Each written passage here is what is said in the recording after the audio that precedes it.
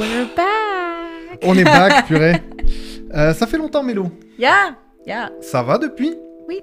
Ah Oui, bon, oui. bah... On a quand même fait des streams, donc Oui. c'est pas comme si on avait rien fait depuis un moment, mais quand même. Non, c'est vrai. Quand Puis il même, fallait c'est se nice. reposer, il fallait faire plein de choses et tout. Yeah. Bonsoir tout le monde, il y a déjà pas mal de monde, c'est cool. Kalzakune, Yes. Loki, Hey. tous les amis, merci. Oubliez pas de vous abonner si c'est possible parce que en fait, on a presque atteint un de nos premiers objectifs qui est de devenir affiliate. Ouais. Affilié. Ben, Affilié, effectivement, à Twitch. Ça sonne fancy. Ce qui nous permettra après de récupérer de l'argent à Jeff Bezos pour des gens qui payent déjà des primes, Ouais. c'est-à-dire qui donnent de l'argent à Amazon et à Jeff Bezos et qui pourraient en reverser une partie à des gens comme nous qui sommes étrangement pas dans le même camp, mais on se sert de tous les outils à disposition Écoute. pour pouvoir parler. Quand on fait partie du système, tant qu'à faire, prenons-en un peu avantage. Ouais. Et puis, si on peut l'empêcher d'aller dans l'espace aussi, c'est cool. Ce serait bien. Ouais, Ce serait nice. Si c'était aussi nice. Yeah. Si c'était aussi facile. Puis ceux qui regardent en vidéo, on a changé un peu le look. On est rendu dans des couleurs un peu plus chaudes Oui. parce que la Terre se réchauffe, donc pourquoi pas notre studio aussi. L'année prochaine, si on bat pas un record de température, on reviendra à des couleurs moins chaudes. C'est Voilà. comme un Defcon en fait, tu vois. C'est comme un Defcon. Je pense que l'année prochaine, si au contraire on rebat les trucs, il y aura même plus de dégradés rouges, ce sera tout rouge. Ouais, Puis, ouais, tu c'est vois, ça. Et on va s'en aller vers Éventuellement, on le bas. aura du feu. On sera dans un sauna, en fait. Bon, espérons que ça n'arrive pas. Oui, non, ce serait franchement pas le fun. Mais c'est OK, écoute. Il y a Ouais, des bah, concepts. Non, mais c'est Pourquoi ça. pas? C'est ça. Cette année 2023, c'est une année aussi importante pour le show, pour l'émission. On a décidé de lancer depuis le début d'année d'autres lives que le vendredi. Donc le vendredi, on se retrouvera toujours à deux et avec des invités en deuxième partie, comme d'habitude. Et en plus, on va faire, toi, moi, de temps en temps, des lives en semaine. Pour ma part, moi, je vais essayer d'être présent tous les mardis pour vous faire... un peu d'apport théorique, on va regarder des confs, on va regarder des fois on va lire des articles. Le but, ça va être de se documenter un petit peu sur l'actualité, sur ce qui se passe, et de se donner un petit peu des éléments de compréhension sur ce qui se passe. Yeah. Ça va être... et puis chill. Et puis j'ai un petit truc perso, c'est aussi... j'entends parler de pas mal de petits jeux vidéo sur mobile, et j'ai peut-être envie d'un moment streamer, tu vois, parler politique, streamer des jeux vidéo sur mobile. Voilà. Donc c'est en projet, on verra ce qu'on fait, si on a du temps, etc. Parce que nos agendas sont pas mal pris. Un petit peu. Et ces streams-là, donc, seront disponibles sur le Twitch pendant, je crois que c'est disponible une semaine. Ouais, une semaine. Après que c'est diffusé, puis après ça, ça disparaît. Alors, si jamais ça vous intéresse, c'est là où ce sera disponible. Ça sera pas C'est ça. en d'autres formats pour l'instant. On peut décider après de les garder si c'est intéressant. Par exemple, mardi dernier, ce qu'on a fait, c'était vraiment cool et il y a eu pas mal de gens qui ont suivi et surtout pas mal de gens qui ont regardé en replay sur Twitch. Ouais. C'était l'analyse du plan de la Nouvelle-Écosse, son plan climat. Et en fait, j'ai regardé les analyses qu'ont fait les autres après, dans le milieu anglophone, et en fait, on est pas mal raccord. Avec donc ça prouve qu'on s'est pas trop gouré, la discussion était bien. C'est pas facile quand on n'est pas expert d'un sujet. Non, mais c'est ça. Mais Puis qu'on c'est le comme ça lit un peu, tu sais, sans avoir C'est ça. super préparé nos trucs. Mais c'est comme ça qu'on le devient, donc Ouais. nice. Au sommaire de l'émission, qu'est-ce qu'on a Donc, on a, voici, donc les news. Ouais, on a les news. On va commencer par les news. Les actualités francophones internationales. Ensuite, Puis après, moi, je toi, vous t'as amène... préparé un truc. Donc, moi, je vous amène un petit mix de... Mais qu'est-ce que c'est que cette merde? Donc, ça fait un moment que j'en ai pas fait.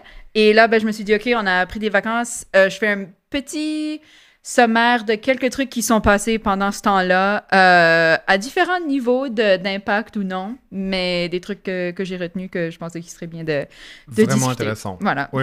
Et en riant aussi, parce que Faut rire. le monde brûle, donc, tu sais, il faut aussi s'amuser à l'intérieur de ça.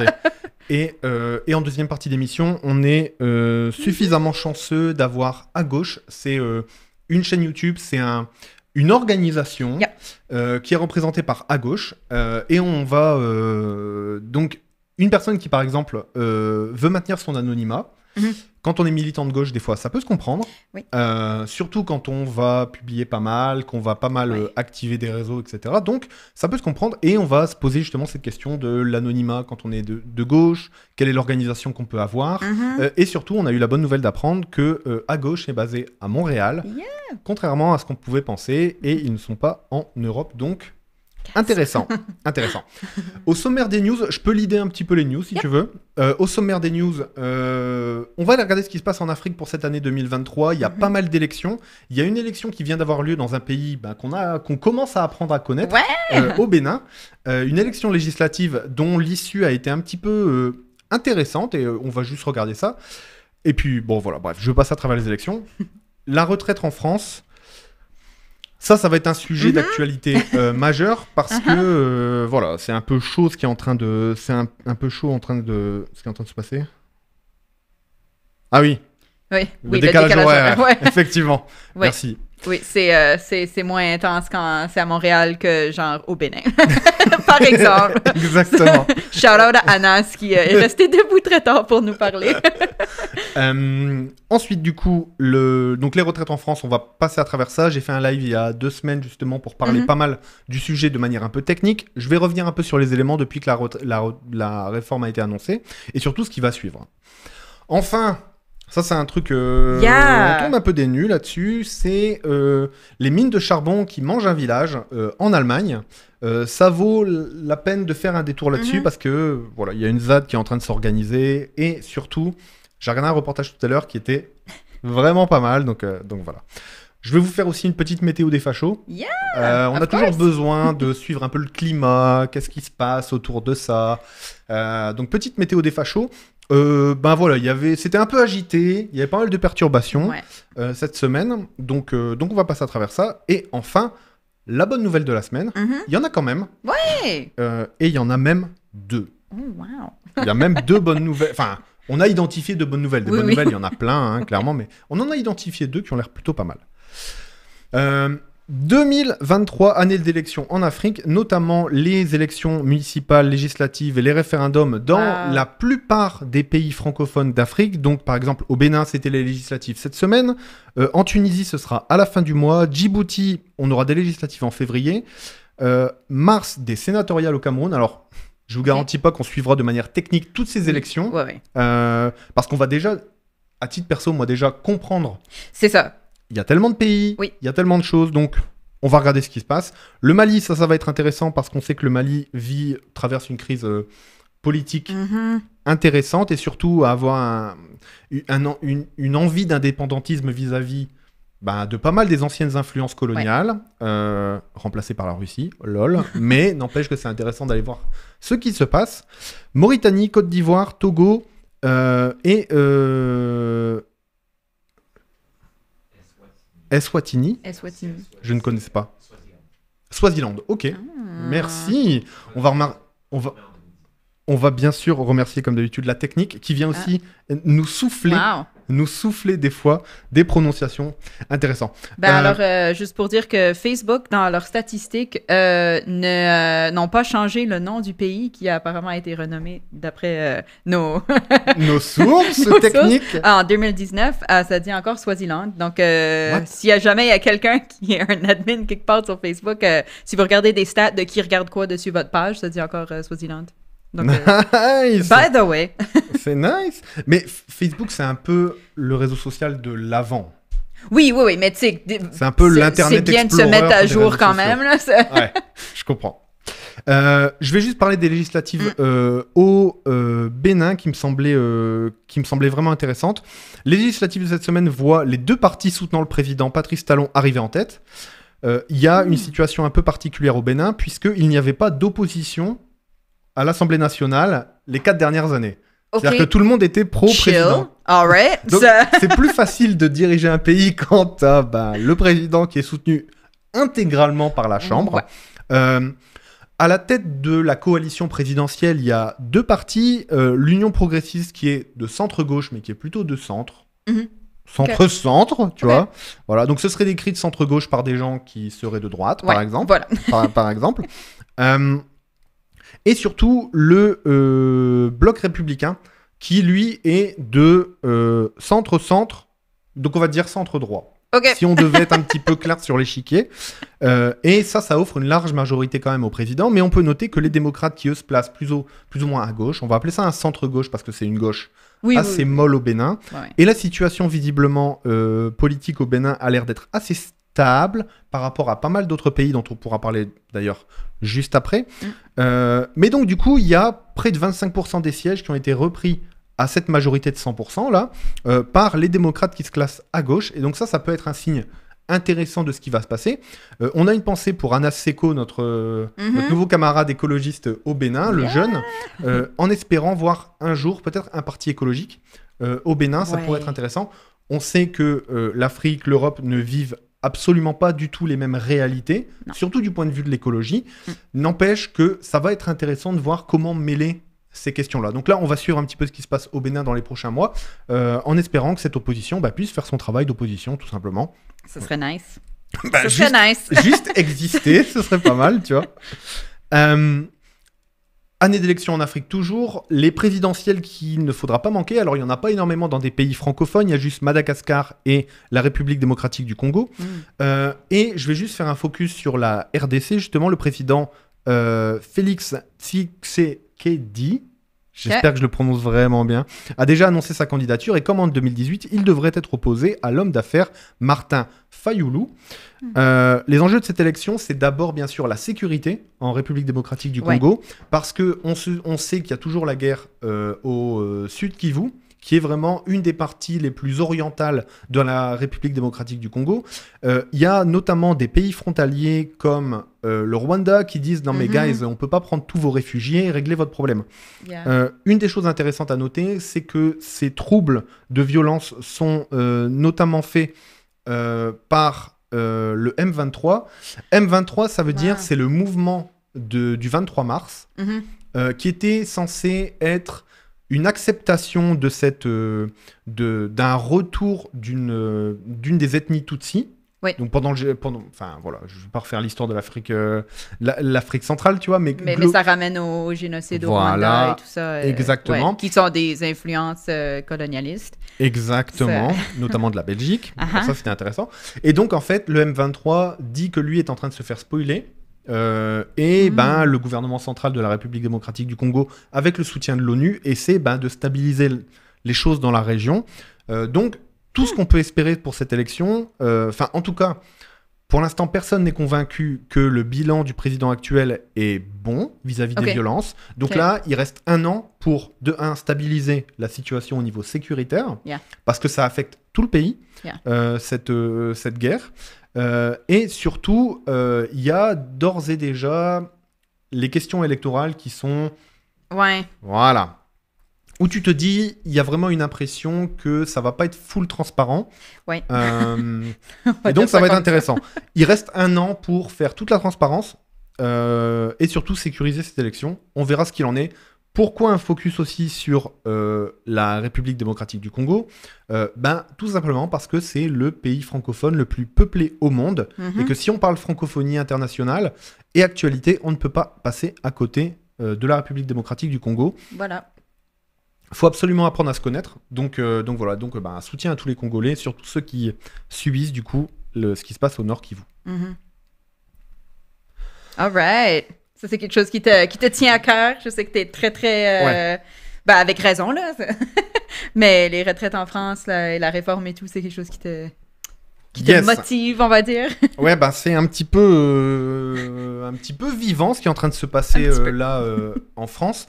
Donc, je vais pas refaire le live qu'on a fait il y a 2 semaines. Mais en gros, pour expliquer, le gouvernement français est en train de vouloir réformer le système de retraite français, qui est un système qui est très différent des systèmes des autres pays, puisque c'est un système par répartition issu de la sécurité sociale. En fait, c'est un système dans lequel tous les travailleurs, toutes les personnes qui travaillent, s'assurent collectivement.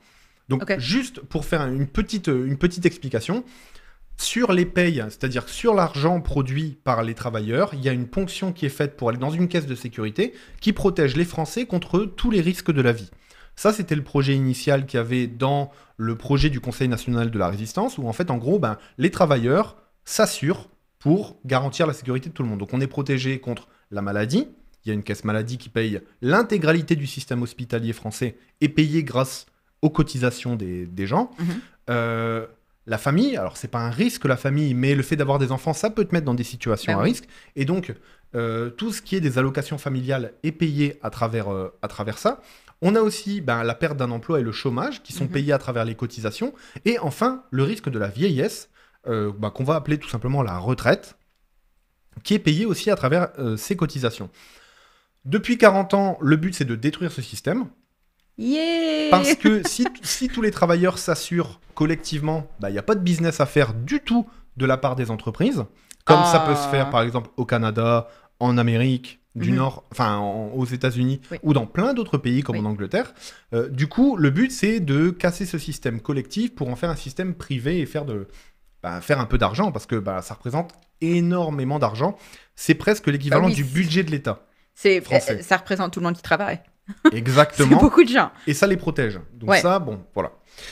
Ce système-là est sous les attaques des gouvernements libéraux depuis 40 ans, et le but, c'est de détricoter petit à petit.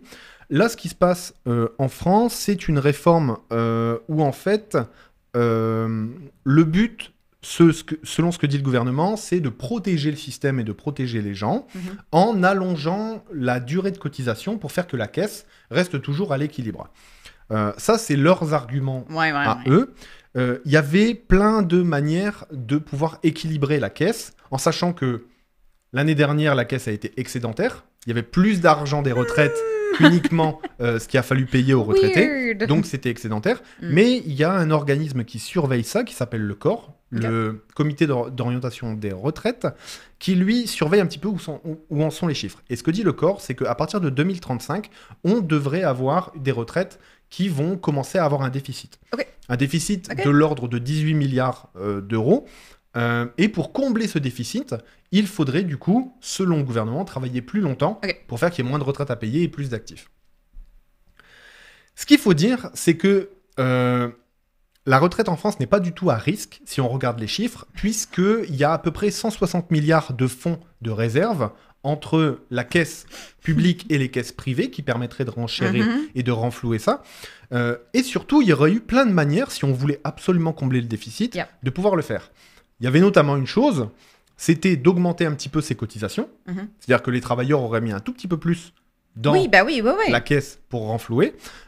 Ou bien, il y aurait eu, par exemple, des impôts qui auraient pu être pris, par exemple, sur les bénéfices des entreprises, comme le CAC 40, qui a... How dare you, Valentin? Je sais. Prendre des bénéfices des entreprises. Oh my God. Oh non. Exactement. N'empêche que ça, c'était une des solutions également possibles. Et ça pouvait se faire à travers justement les cotisations, en augmentant les cotisations patronales qui auraient pu du coup rentrer dans cette caisse. Et donc, ce qui est en train de se passer, c'est que le gouvernement veut passer la retraite de 62 ans maintenant à 64, voire 65 ans. Donc les discussions en sont à ce niveau-là. Juste une statistique, c'est que un quart des hommes les plus pauvres sont déjà morts à 62 ans. Si on monte à 64 ans, c'est un tiers des hommes les plus pauvres qui sont morts. Comparé à ça, parmi les personnes les plus riches, il y a 95% des femmes les plus riches qui sont encore en vie à 64 ans. En comparaison. Tu vois? Donc il y en a une sur 20. Et juste, il y a des... Je sais pas, il y a des emplois que, imaginez de le faire jusqu'à 65 ans, au niveau juste physique, genre travailler dans la construction, je sais pas comment physiquement, déjà à 60 ans, ça devient pratiquement infaisable, mais déplacer des trucs ultra lourds, d'avoir constamment besoin d'utiliser son corps pour son travail, tu garantis que des gens vont mourir encore plus. Exactement.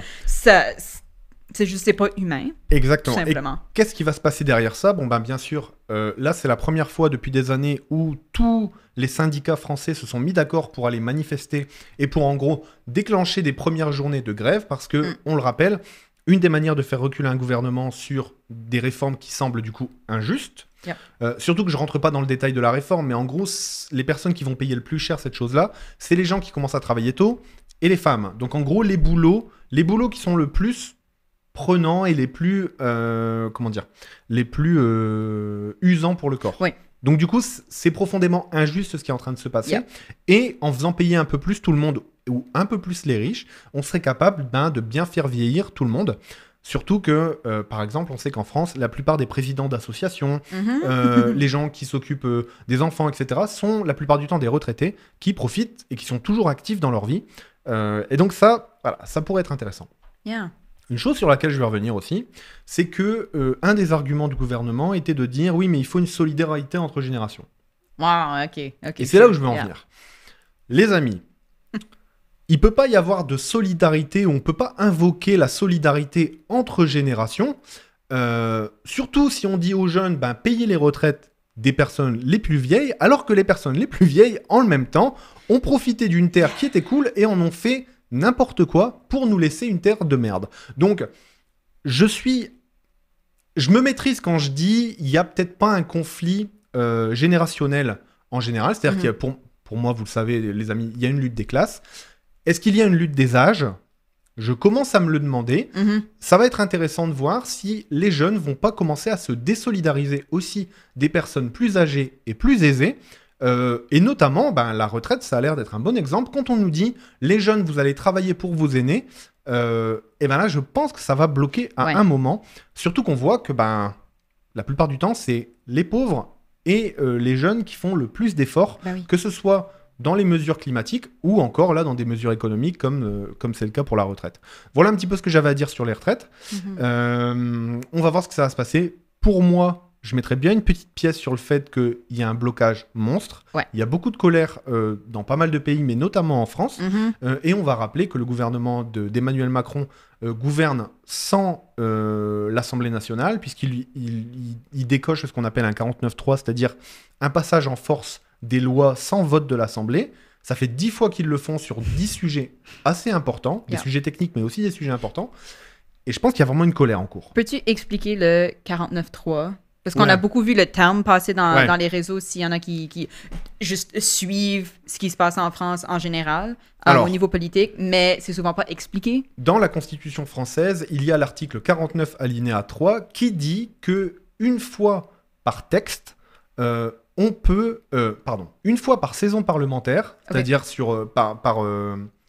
en gros, une fois par sujet parlementaire, le gouvernement, pour éviter le blocage, a le droit de faire appel à l'article 49 alinéa 3, qui lui permet de passer sans vote à l'Assemblée, c'est-à-dire de faire passer un texte sans que l'Assemblée n'ait à voter. C'est comme anticonstitutionnel.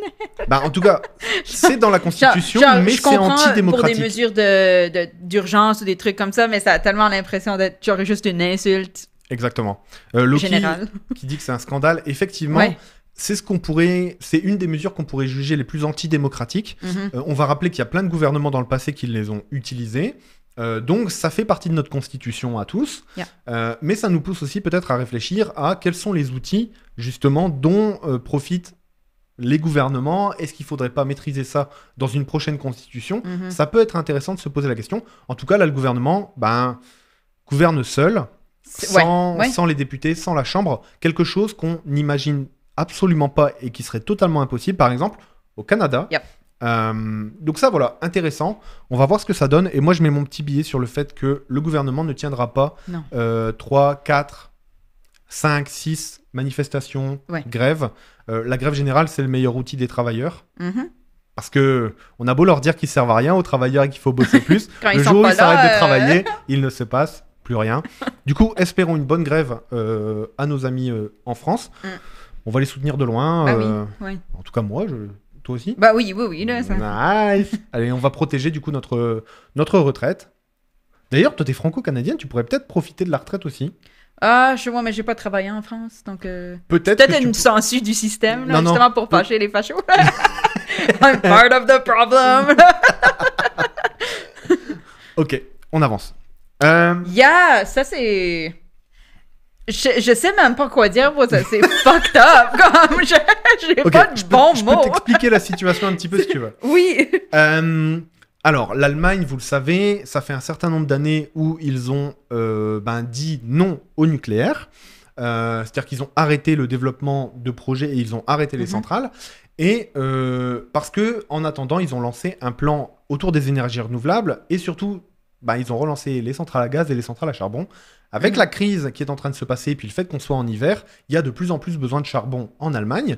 Et donc, il y a des villages qui commencent à se faire rogner petit à petit par des mines de charbon à ciel ouvert. Donc, c'est pas les mines qu'on avait dans le temps, par exemple, comme dans le nord de la France, en Lorraine ou à Saint-Étienne, où il y avait des galeries, puis des mineurs. Voilà. Donc maintenant, on a des grosses excavatrices, comme vous voyez sur le gif, là. Et en gros, ce qui est en train de se passer, c'est que à Lützerath, en Allemagne, le village a été entièrement vidé. Tous les villageois ont été expropriés de leur maison. Ils ont dû partir parce que le gouvernement a soutenu la mine pour qu'on puisse continuer à exploiter le charbon dans le coin. Donc ça, c'est un peu déjà une horreur. Et ce qui est en train de se passer est intéressant puisqu'une ZAD, donc une zone à défendre, souvent écologique, c'est souvent ça qu'on dit, et s'est installée dans le village avec beaucoup de militants qui viennent notamment bloquer le projet d'agrandissement. J'aurais pu mettre une photo aérienne qui était vraiment impressionnante, c'est l'excavatrice est à 50 mètres du village. C'est-à-dire qu'elle commence vraiment à rogner, à gratter, tu vois, le sol autour du village pour le charbon. Fait intéressant, beaucoup de gens viennent d'Allemagne pour venir s'installer dans ce village, du coup, pour le défendre. En faisant des actions non violentes, en sachant que la police va faire son travail. La police allemande, c'est pas la police française, donc elle est un peu plus douce aussi, tu vois, comparée à dans les manifestations et tout. Eux prévoient qu'il faudra à peu près 3 semaines pour pouvoir évacuer entièrement le village. Tout ça dépendra de la mobilisation des gens. Le motif des écolos qui se sont installés là, parce que c'est principalement des écolos, leur motif c'est, guys, le village, oui, c'est un fait, c'est quelque chose d'important. Oui. Mais c'est pas ça le problème. Le problème, c'est surtout que si on permet à l'Allemagne de continuer l'exploitation du gaz, du charbon, sans en même temps investir dans d'autres solutions, c'est que l'Allemagne qu'on va construire maintenant, pour l'avenir, ce sera pourri. Parce que pendant ce temps-là, on continue à brûler du charbon dans l'atmosphère pour se chauffer. Donc voilà, donc eux sont vraiment là pour mettre un point sur... L'avenir nous demande de ne pas faire ça. L'avenir nous demande de changer notre manière de faire. Voilà ce que j'avais à dire sur ça. Non, mais c'est un peu fou, hein. Je peux comme pas... Je peux pas imaginer, genre, le gouvernement te dit demain, by the way, tu vas devoir partir de chez toi parce qu'on a besoin de charbon. C'est ça... Non, mais exactement. Quoi? Exactement. Go militant... Bon courage. C'est glauque. Je sais pas, ça... On est en 2023, voilà. Exactement. Yeah! Je te propose une petite météo des fachos. Yes! Nice! On a l'attend. besoin d'un green screen en arrière avec j'ai une petite météo. J'aurais... Une petite musique, tu sais, New Age. Là. Tu sais qu'il faut pas me lancer sur des petits défis techniques. On va peut-être y arriver un jour. Mais en tout cas, la météo des fachos, pas mal de choses. On va commencer bien sûr par l'événement climatique facho, l'événement fasciste qui a fait le plus de bruit. Oui. C'est notamment l'envahissement bolsonariste des lieux de pouvoir au Brésil après l'investiture de Lula. Vous vous souvenez, on a quand même pas mal commenté l'élection de Lula face à Jair Bolsonaro. Yes. Et on s'attendait à ce qu'il se passe quelque chose comme ça. La transition avait l'air de se faire plus ou moins bien. Depuis que Jair Bolsonaro avait accepté de lâcher le pouvoir, visiblement ça se passait bien. Il y a quelqu'un pour qui ça se passait pas très bien et qui avait pas trop envie que ça se passe. C'est un des fils de Bolsonaro, qui lui est un proche de Steve Bannon. Alors Steve Bannon, vous le connaissez. Je peux vous donner sa citation préférée. Steve Bannon, c'était le directeur de campagne de Donald Trump pour les 2 campagnes. Sa citation préférée, c'est « Pour pouvoir faire passer nos idées, il faut inonder la zone de merde ». C'est-à-dire que il faut absolument remplir de fake news tous les canaux possibles pour pouvoir rendre inintelligibles tous les débats possibles. Wow. Ça, c'est la stratégie de Steve Bannon. Ça donne la philosophie générale du truc, là. Exactement. Et il l'a reproduite avec ce qui se passe notamment au Brésil. Une des preuves, c'est que beaucoup de journalistes se sont vraiment interrogés pourquoi des mots d'ordre trumpistes se sont retrouvés aux abords, tu vois, des lieux de pouvoir, et notamment écrits en anglais. Pour des gens qui parlent portugais, tu vois. Yeah. Donc voilà, derrière ça, il semblerait que Steve Bannon est un des fils de Bolsonaro, le troisième fils, se soit plus ou moins accoquiné l'un avec l'autre et soit plus ou moins potes et voulait déstabiliser le Brésil pour empêcher l'arrivée au pouvoir sereine de Lula. Lula qui a beaucoup à faire. Il a déjà été président. Il a été accusé et condamné à tort pour corruption. Donc il a été blanchi de ce qu'il avait fait. Et derrière, il remporte l'élection présidentielle. Yeah. Malgré tout, on va quand même rappeler que le Brésil est très très divisé puisque l'élection présidentielle s'est jouée à 1,5%. Oui. Donc on va voir ce qui va se passer. Un des signes quand même très positifs, c'est que dès le lendemain de l'envahissement, la plupart des gens qui ont tenté ce micro-coup d'État, etc., ces gens ont été arrêtés. Beaucoup sont sous le coup d'une enquête assez intense. Le Brésil fait pas les choses à moitié, là, tu sais. C'est pour ça que c'est important d'avoir la police dans ta poche quand tu es président du Brésil. Ouais. Et surtout, tous les gouverneurs de provinces brésiliennes, à droite et à gauche, se sont réunis autour de Lula pour rentrer et reprendre les lieux de pouvoir un peu symboliquement, ce qui prouve qu'il y a peut-être une unité de la nation quand même au bout du tunnel. En tout cas, c'est tout ce qu'on va espérer. Ouais, je trouve qu'on a vu beaucoup plus une réaction de dénonciation de ce qui s'était passé de la part des différents politiciens à la place d'une grosse division au niveau des États-Unis quand il y avait eu le 6 janvier là-bas et que c'est mais vraiment c'était pas des terroristes, etc. Que là c'est relativement également dit c'est pas bien. Non. Exactement. T'as le droit d'être pas d'accord, t'as le droit de faire des manifs, mais fais pas ça. Exactement. Donc ça, je pense que ça envoie quand même aussi un message fort au niveau du format que va prendre la politique dans les prochains temps. J'aurais pu parler aussi du Pérou, on va pas le faire parce qu'on n'a pas le temps, on aurait pu aussi parler du Chili, mais en gros il y a une effervescence, et puis aussi de la Bolivie, il se passe quand même pas mal de choses en Amérique du Sud actuellement. On a pas mal de contacts hispanophones et dans le coin, on va essayer d'avoir un invité sur le Brésil prochainement. On espère qu'ils vont accepter, c'est pas facile forcément de parler quand t'es loin, enfin tu vois. Non, totally. Voilà. Mais en tout cas, on va essayer d'avoir ça pour avoir vraiment un point de vue de quelqu'un qui est natif de là-bas. Ouais. On va partir dans une de mes deux patries, l'Italie. Alors, vous avez peut-être pas vu passer ça. J'aurais peut-être pu mettre des images. Je vais essayer de voir comment améliorer ça. Mais il y a eu pas mal de rassemblements néofascistes à Rome récemment, donc notamment dimanche dernier. Ok, Loki, bonne soirée. Ciao. À bientôt.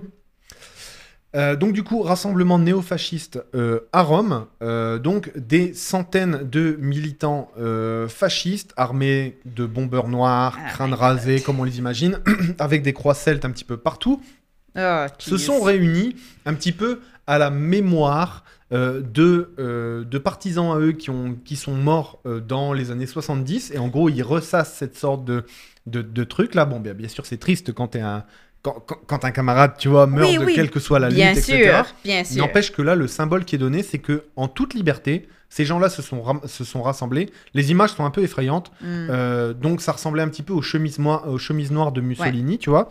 Et quand on a vu un peu le parcours du Duce, c'est un peu le même parcours que ce qui est en train de se passer là actuellement en Italie, qui fait un peu flipper.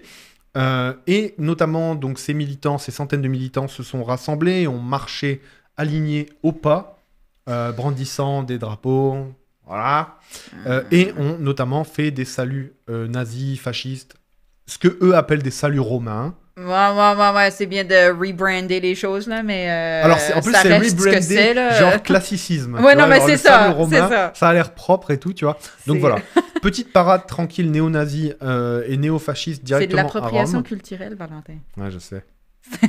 Ils l'ont rendu italien. C'est correct, garde-le, je le veux pas. En tout cas, voilà, ça fait flipper pour l'Italie que ça puisse se passer. On sait notamment qu'il y a pas mal de militants d'extrême droite français qui étaient parmi ces manifestants. Donc on ne manquera pas d'essayer de voir un petit peu ce qui se passe derrière tout ça. En tout cas, on verra. Dernière chose, la France, météo des fachos, deux choses en France intéressantes. Une proposition de l'extrême droite française qui serait le retour de l'uniforme à l'école, avec comme argument notamment de pouvoir un petit peu limiter les différences sociales à l'école. Mais c'est toujours l'argument principal de l'uniforme. Et je le comprends pour ceux qui l'ont vécu dans les années passées, tu sais, il y a des années où vraiment ça pouvait faire une différence, mais guess what? Si le monde sait que ton père est un éboueur, ils vont quand même te traiter comme de la merde. Parce que eux, leur père est prof ou whatever. Tu sais, il y aura une façon de traiter les personnes plus pauvres, moins bien, si on veut le faire. Donc, c'est pas en forçant un uniforme que c'est ça qui va le faire. Mais je peux comprendre ce que sur papier, l'idée que tout le monde soit habillé de la même façon, ça devrait rendre ça égal. Mais guess what? Exactement. La vie marche pas comme ça. Exactement. Et la chose qui est surprenante, c'est que les études sociologiques montrent que ça ne permet pas une plus d'égalité. Exact. Mais par contre, ça gomme et ça, en gros, ça floute les différences sociales. Oui. Et du coup, le risque, c'est que, au contraire, ça soit des fois contre-productif. Ouais. Et que du coup, on se dise, puisqu'il y a l'uniforme à l'école, il ne peut pas y avoir de mépris de classe à l'école. C'est-à-dire que du coup, c'est ailleurs que le mépris de classe. Alors que ça restera du mépris de classe entre élèves plus riches, plus aisés, et d'autres élèves, ou pour plein d'autres raisons, tu vois. Donc ça, mauvaise idée. Comment on sait que c'est une mauvaise idée aussi? C'est porté par l'extrême droite française. Et on sait qu'à chaque fois qu'une extrême droite a tenté de mettre des uniformes quelque part... Danger! Ça a fini par l'invasion... Red flag!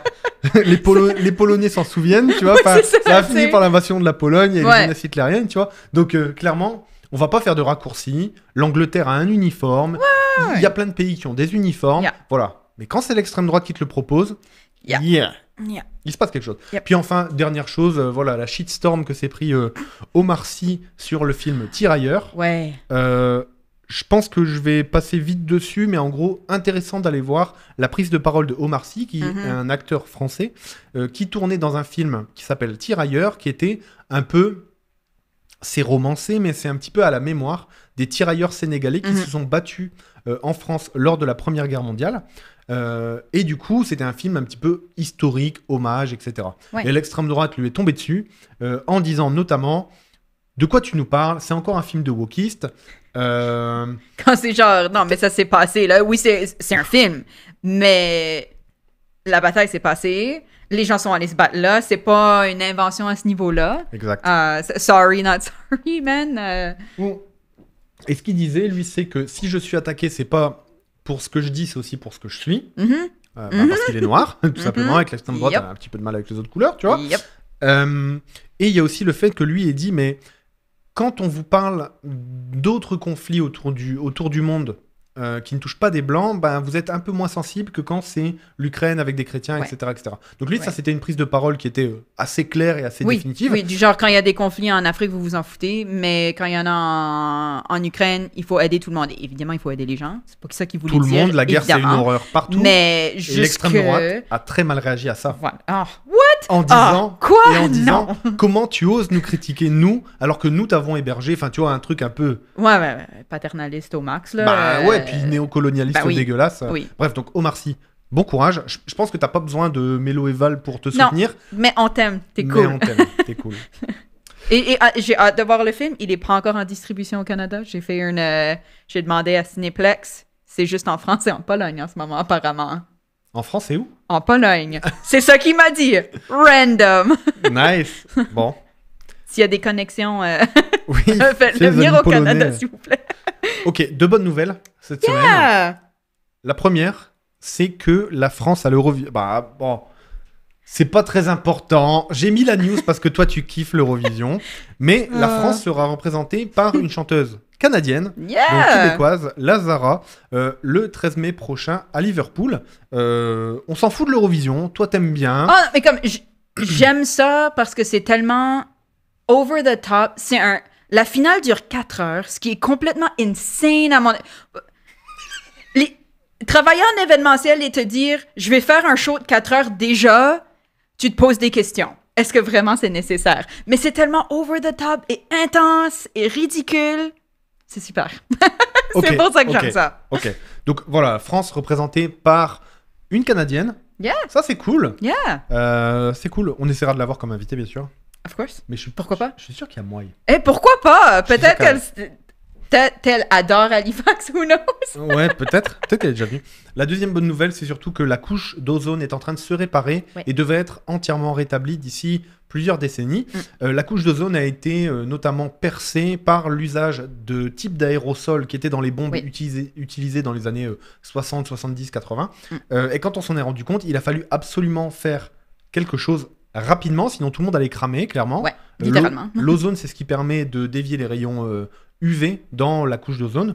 Alors, je sais qu'on est écouté par des spécialistes de l'espace, donc j'espère que je ne dis pas de bêtises. Mais en gros, de ce que j'ai compris, c'est ça. Et du coup, la couche est en train de se réparer.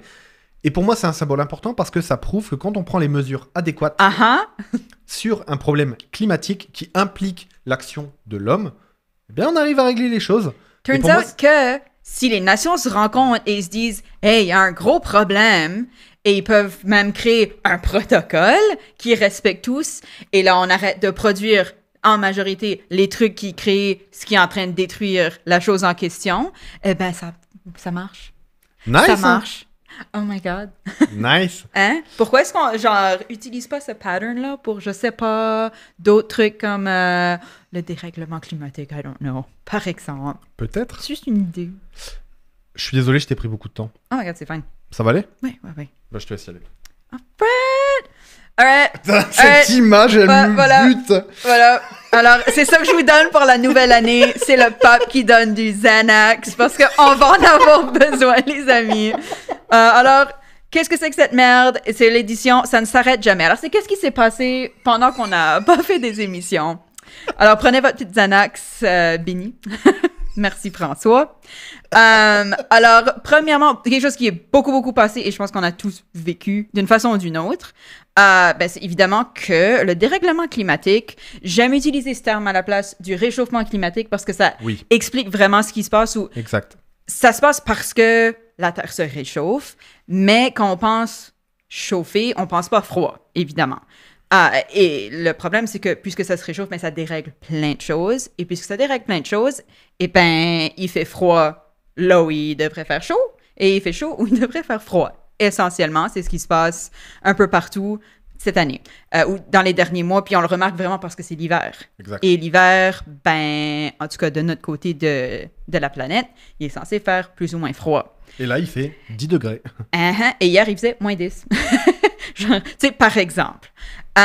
Donc, j'ai pris quelques petits screenshots de différentes choses que j'avais remarquées, mais donc, de la part de 24 heures, qui est un site de nouvelles, entre autres. Donc, Québécois, yes. Il y a une vague de chaleur en Europe, il y a un redout anormal au Québec, il y a un froid polaire aux États-Unis. C'est un peu pour expliquer que c'est pas normal et que, on sait pas trop comment y réagir. Exactement. Nous, de notre côté, c'est assez relax, donc au moins, tu sais, il y a moins de pression. Tu sais, t'as pas besoin de t'en faire pour une tempête de neige et tout, malgré que c'est pas normal. Mais il y en a qui se réveillent et puis qui ont des tempêtes de neige, tempêtes de glace aussi, et qui sont pas du tout adaptés pour. Donc, c'est des énormes problèmes. Il y a un autre screenshot du compte Cerveau non disponible, qui est un très bon compte. Je recommande, évidemment. Puis, c'est un tweet qui dit « Ce samedi sera le 31 décembre le plus chaud jamais enregistré en France. Ce n'est pas une météo douce. C'est la planète qui devient inhabitable. » Et donc, on voit qu'il y a des endroits où il fait 15, 20, 12, mais donc... C'est le 31 décembre, man! Genre, c'est pas normal et c'est partout. Donc, on continue un petit peu. C'est une citation juste pour expliquer un peu pourquoi ça se passe. Et c'est vraiment que les courants océaniques qui sont censés apporter les différentes chaleurs ou le contraire, c'est que ça se passe pas comme ça devrait. Ça amène pas les bonnes choses. Puis on voit aussi qu'il y a des courants qui sont en train de changer de pattern, ce qui est effrayant parce qu'on ne sait pas ce que ça va donner et ce qu'on pense que ça va donner n'est pas positif. Donc, à suivre. Mais c'est quand même vraiment étrange ce qu'on voit en ce moment. Et c'est vraiment en action ce qui est prédit depuis, je sais pas, comme 40 ans. J'ai un autre petit meme, là. Il fait 15 degrés le 31 décembre. C'est cool, on peut se promener. Et puis, évidemment, la photo du chien qui est entouré de feu parce que, hey, c'est un peu la philosophie, là. Et tout est en feu, mais bon, il faut aussi voir le positif. Des petits exemples. Donc, il a fait moins 45 au Montana, donc, était aux États-Unis, quand la moyenne est de moins 5, ce qui est terrifiant. Quand tu es habitué à moins 5 et il fait 40 degrés de moins, il n'y a rien d'adapté. Genre, tes tuyaux d'eau et etc., ils sont pas adaptés pour ça du tout. Donc, c'est beaucoup plus large qu'il fait froid. Right? Exact. Il y a aussi des régions du nord de l'Inde qui ont connu des énormes vagues de froid. Et qu'est-ce que ça veut dire? Même chose. Les gens meurent, les choses sont pas adaptées, ça va mal. Je suis pas là pour déprimer tout le monde. Je dis juste que ce que nous, on a comme redout, il y en a qui l'ont comme grosse destruction dans leur face, tu sais. Il y a aussi, bon, j'y retourne un peu plus léger, mais léger, pas léger, là, mais en Suisse, une grosse industrie du tourisme, c'est évidemment le ski. Et c'est pas juste le tourisme, il y a aussi, bon, c'est culturel, mais là, ben, problème, quand il y a de la neige, et dedans, un article, c'est la neige qu'on est censé avoir au printemps, en ce moment. C'est ça qu'il disait. Donc, c'est de la neige molle, c'est pas de la neige pour faire du ski. Alors, là, bon, ils sont en train d'essayer de s'adapter comme ils peuvent, les différents resorts. Bonne chance. Mais là, j'ai mis une photo donc des skis à roulettes, ce qui est quelque chose que j'ai activement vu en été en Norvège, parce que là-bas, c'est une religion, le ski.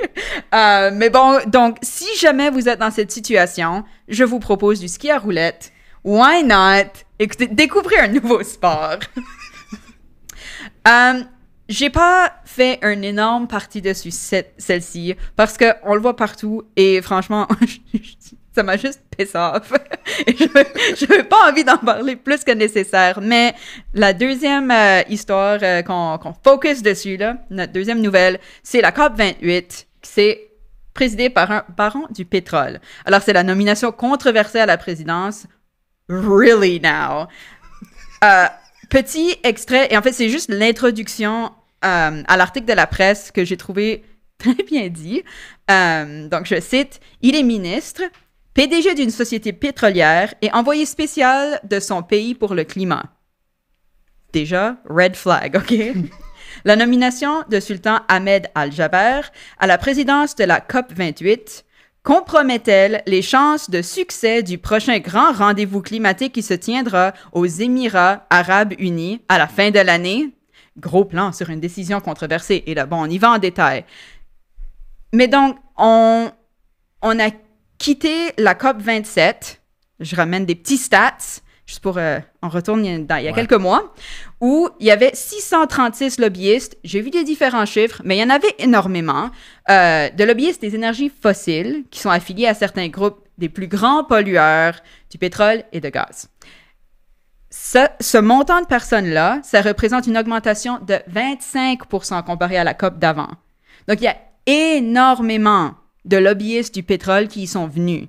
Et là, qu'est-ce que ça donne? On est rendu avec un président qui est un baron du pétrole. Genre, à ce point-ci, on est rendu à la monarchie de la COP. Fuck la planète. On vive le pétrole. Il n'y a rien de grand-chose à dire, mais j'ai pris 2 petits memes parce qu'il faut bien en rire un petit peu. Alors, j'ai bien aimé Vaquita Media qui a proposé, en réaction à ça, une nouvelle job pour justement Bolsonaro dont on a parlé, qui pourrait devenir ambassadeur de la forêt amazonienne. Mais oui! Garde, on propose même des emplois, on est gentils. Et évidemment, Meme Politique qui a fait un mème qui reprend notre joli petit speech de la part du président Macron à propos du sommaire de l'année, qui est son speech de fin d'année, où, entre autres, il a dit « Mais qui aurait pu prévoir? Oh my God, qui aurait pu prédire la crise climatique? » Puis évidemment, il y a quelqu'un qui dit « Ben, les scientifiques qui alertent tout le monde depuis 50 ans, là, je sais pas, là, yo, man. » Why? Alors voilà. Et je finis avec, on en a tous entendu parler, mais je voulais quand même revenir dessus. Et je l'ai appelé un conte de Noël féministe. C'est l'histoire de Andrew Tate, mais c'est en fait, j'emprunte ça de Rose Lamy qui manage Préparez-vous pour la bagarre. J'ai pas réussi à retrouver un screenshot de ça, mais je voulais juste donner le shout-out à la personne qui a proposé ce titre. Donc, un conte de Noël féministe. Alors, c'est Andrew Tate, un machiste populaire, évidemment chez les hommes, incel et adolescent, a été mis en prison avec l'aide de Greta Thunberg. C'est pas exactement ça qui s'est passé, non, mais c'est comme ça que, je veux dire, la majorité du monde l'ont vécu. J'ai mis un petit meme de Hello Grise, friend of the show, shout out, où t'as Andrew Tate qui dit My Bugatti has a W16 0.8 L quad turbo. Et bon, il se fait décapiter et la Greta dit il peut garder sa voiture. En référence à Game of Thrones. Donc, petit recap des tweets qui ont été très médiatisés. Oui. Alors, Andrew Tate, hors de nulle part.